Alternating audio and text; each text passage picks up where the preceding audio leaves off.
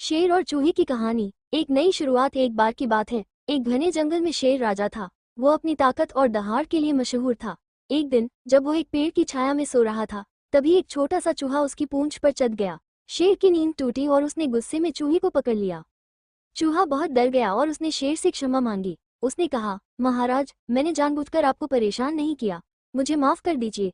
शेर ने चूहे को उसकी मासूमियत पर छोड़ दिया, लेकिन मन ही मन सोच रहा था कि इतना छोटा जीव उसके लिए कोई खतरा नहीं है। कुछ दिन बाद शेर एक शिकारी के जाल में फंस गया। वह जाल इतना मजबूत था कि शेर खुद को उससे मुक्त नहीं कर पा रहा था। वो जोर जोर से दहाड़ रहा था, लेकिन कोई उसकी मदद के लिए नहीं आया। तभी उसे याद आया वो छोटा सा चूहा। चूहा शेर की आवाज सुनकर उसके पास पहुंचा। उसने शेर को फंसे हुए देखा और समझ गया कि अब उसकी मदद करने का मौका है। चूहे ने अपनी नुकीली दांतों से धीरे धीरे जाल को काटना शुरू किया।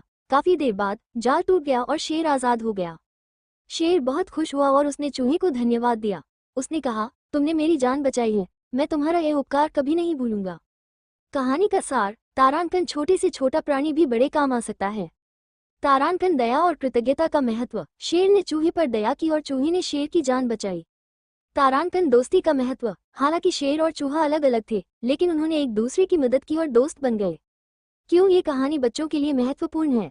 तारांकन। नैतिक मूल्य। ये कहानी बच्चों को दया, कृतज्ञता और दोस्ती जैसे मूल्यों को सिखाती है। तारांकन। आत्मविश्वास। ये कहानी बच्चों को ये सिखाती है कि कोई भी छोटा या कमजोर नहीं होता है।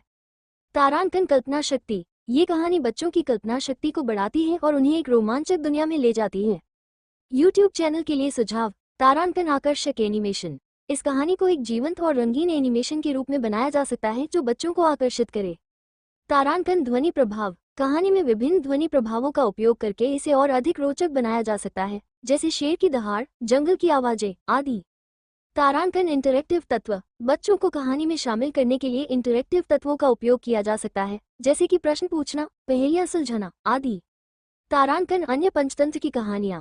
इस कहानी के बाद आप अन्य पंचतंत्र की कहानियों को भी बता सकते हैं, जैसे कि मोर और मयूर, बंदर और मगरमच्छ आदि। क्यों बच्चों को सोते समय ये कहानी सुनानी चाहिए? तारांकन। शांत नींद। ये कहानी बच्चों को शांत और आरामदायक महसूस कराती है, जिससे उन्हें अच्छी नींद आती है। तारांकन। कल्पना शक्ति को बढ़ावा। ये कहानी बच्चों की कल्पना शक्ति को बढ़ाती है और उन्हें एक सपने की दुनिया में ले जाती है। तारांकन। नैतिक मूल्यों को सिखाती है।